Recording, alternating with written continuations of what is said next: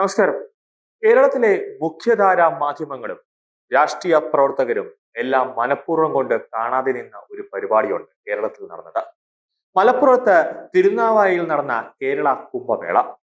തുടക്കം മുതൽ തന്നെ കുംഭമേളയെ തകർക്കാൻ കേരള സർക്കാർ ഒരു നീക്കം നടത്തിയപ്പോൾ മലപ്പുറത്ത് നിന്നും ഇന്ത്യയിൽ നിന്നുമടക്കം പിണറായിയുടെ അനുമതി കിട്ടിയില്ലെങ്കിലും നമ്മൾ കേരളത്തിൽ കുംഭമേള നടത്തുമെന്ന് ഒറ്റക്കെട്ടോടെ ഹിന്ദുക്കൾ പറഞ്ഞതോടെ അവസാനം പിണറായി വിജയനും സർക്കാരും മുട്ടുമടക്കുകയാണ് ഉണ്ടായത്. സമസ്തയുടെയോ അല്ലെങ്കിൽ SDP യുടെയോ ജമാഅത്തെ ഇസ്ലാമിയുടെയോ ഏതെങ്കിലും ഒരു പരിപാടി നടക്കുന്നുണ്ടെങ്കിൽ അവിടെ പിണറായി വിജയനും VD സതീശനും ഉൾപ്പെടെയുള്ള സകല രാഷ്ട്രീയ പ്രവർത്തകരും ഹാജിമാരുടെ മുന്നിൽ നട്ടല് വളഞ്ഞു നിൽക്കുകയും പാണക്കാട് നൽകുന്ന ചൂട് മട്ടൻ ബിരിയാണിയും എല്ലാം അകത്താക്കി എന്നിട്ട് പാണക്കാടിന്റെ കയ്യിൽ ഒരു മുത്തവും നൽകിയിട്ടായിരിക്കും ഈ രാഷ്ട്രീയ നേതാക്കളെല്ലാം തന്നെ വിടുക. പക്ഷെ ഹിന്ദുക്കളുടെ ഒരു പരിപാടി നടക്കുന്നത് കണ്ടു കഴിഞ്ഞാൽ ഇവർ പിന്നെ ആ പരിസരത്തേക്ക് തിരിഞ്ഞു നോക്കില്ല.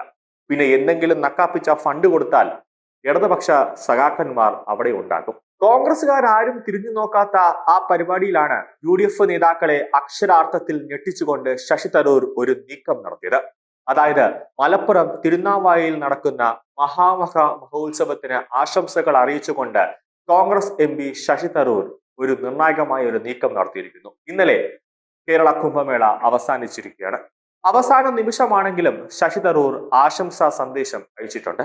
കൂടാതെ അടുത്ത വർഷം നടക്കുന്ന മഹാമേളയിൽ വലിയ രീതിയിലുള്ള സഹകരണം ഉണ്ടാകുമെന്നാണ് തരൂർ പറഞ്ഞിരിക്കുന്നത്. അതായത് തരൂരിന്റെ ഭാഗത്ത് നിന്നും. തിരുനാവായിലെ നിളാതീരത്ത് നടക്കുന്ന കുംഭമേള സാംസ്കാരിക നവോത്ഥാനത്തെയാണ് പ്രതിനിധീകരിക്കുന്നത് എന്നാണ് തരൂർ സൂചിപ്പിച്ചത്. ഭാരതപ്പുഴയുടെ തീരത്ത് ഒത്തുചേരുന്ന സംഘാടകർക്കും ഭക്തജനങ്ങൾക്കും ഹൃദയം നിറഞ്ഞ ആശംസകൾ അറിയിക്കുന്നതായും അദ്ദേഹം വ്യക്തമാക്കി.